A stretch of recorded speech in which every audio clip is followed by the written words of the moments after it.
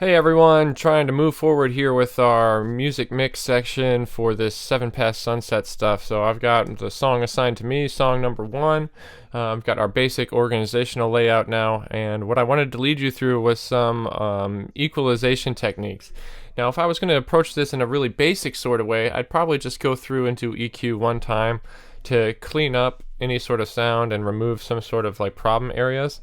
But since we're supposed to be getting a little bit more advanced in this class, I wanted to introduce to you the idea of doing pre and post equalization. And what that means is pre as in equalization before doing dynamics range control, and then post equalization after. So why bother doing two different passes of equalization? Well, the first time through, what we're going to do is sort of what I've already described, which is removing some of the problem areas. So again, we're doing a live performance, so all these musicians were playing together in the same room. There's bleed in different microphones from all these different instruments. So we want to clean that stuff up and isolate each element as best we can so we can have the most control over those things. And we also want to remove some sort of problem frequency areas that are maybe a little bit more disruptive or noisy than we would like. And then we're going to perform some of our dynamic range control like compression or maybe add some gates to things. That'll be the next step. And then the reason why we do some EQ again after that is because if we were to do any boosting in equalization, if we were to boost like frequency areas that we enjoy, that we like, that would affect how the compressors work, right? So if we're boosting certain frequencies, it's going to trigger the compressors to work sooner than maybe we would want to.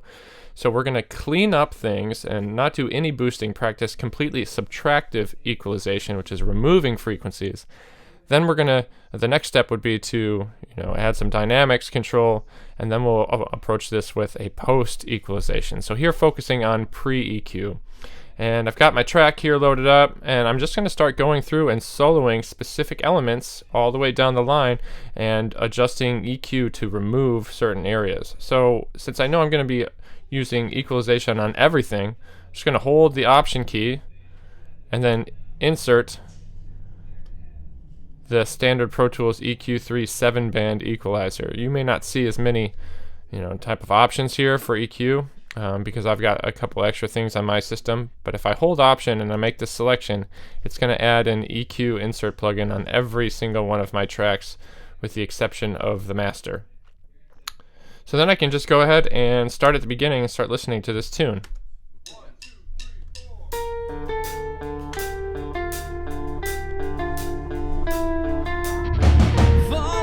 So I'm just going to start with vocals.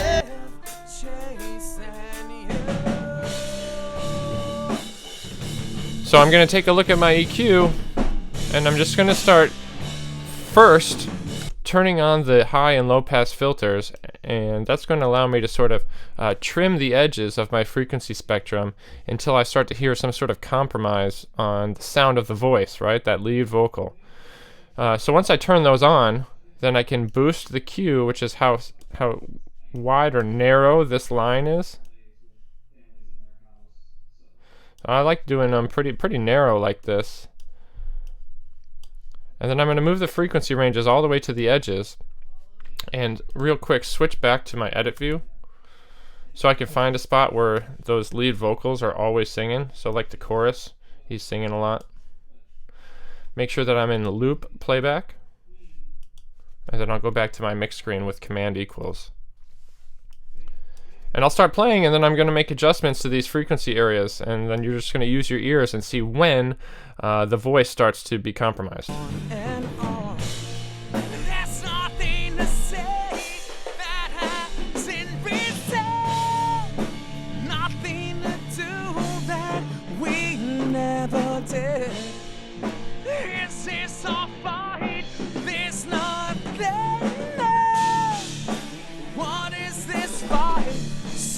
Alright, so that's sounding pretty good. The other thing to do is to find out if there's any sort of problem areas, inside this vocal, first and foremost. So I've eliminated noise on either side of where the vocal range is, right here.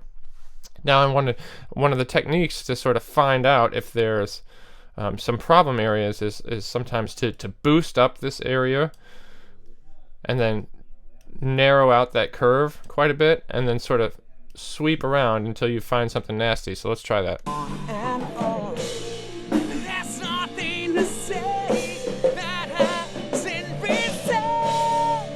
So you can kind of hear this like hollowness right here, for lack of a better word, right? We use these weird adjectives to describe things. So once you find something like that, because I'm exaggerating it by boosting it like this, generally I'll sort of widen that curve a little bit to broaden with the area that I'm covering, and then I'll lower the gain so I'm like removing that area a little bit.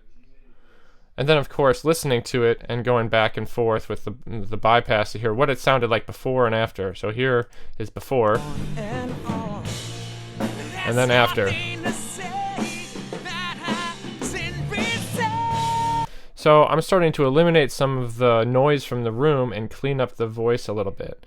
The thing that I wanted to point out is that the method that I showed you, which is called a Q sweep, which is when I boost something really high and then start doing this, that can make things pretty harsh on your ears.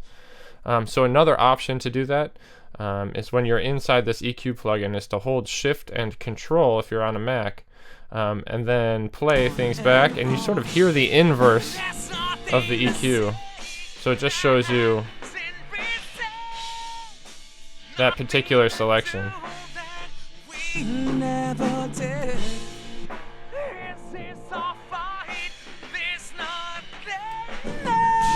So I'm actually pretty happy with it. I kind of removed the one problem area. So anyway, those are two different ways where you can sort of pinpoint specific frequencies that might be causing you trouble. Now you're going to want to do this on every single one of these elements, performing these subtractive EQ methods. Again, we're not boosting just yet because that will color or affect how our compressors work in the next stage. But what you might consider also is, I'm a big fan of using presets, so there's no shame in using a preset. So I'm looking at an electric guitar now, and I might just go straight to my electric guitar and say, well, what's my main goal here? See if what happens when we add bite.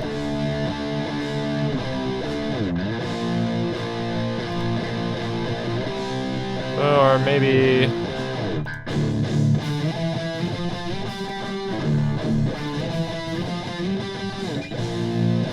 so there's some subtle changes that are being made there, and you might get most of the way to what you're thinking of, in your head by using a preset.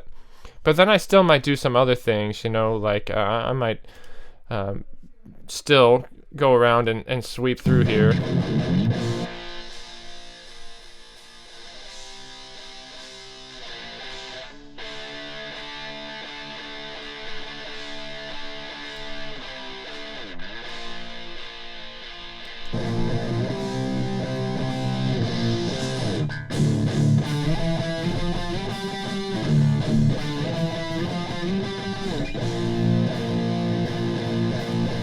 So there could be some other things, you're going to use the preset to get you, 99% of the way there, and then you do a little bit of tweaking on your own just to,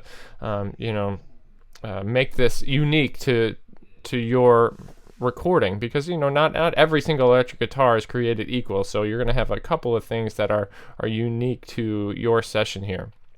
But this stage of the process, go through and perform this subtractive pre-EQ, and then next time we're going to go through and do some dynamics range control. All right, see you next time.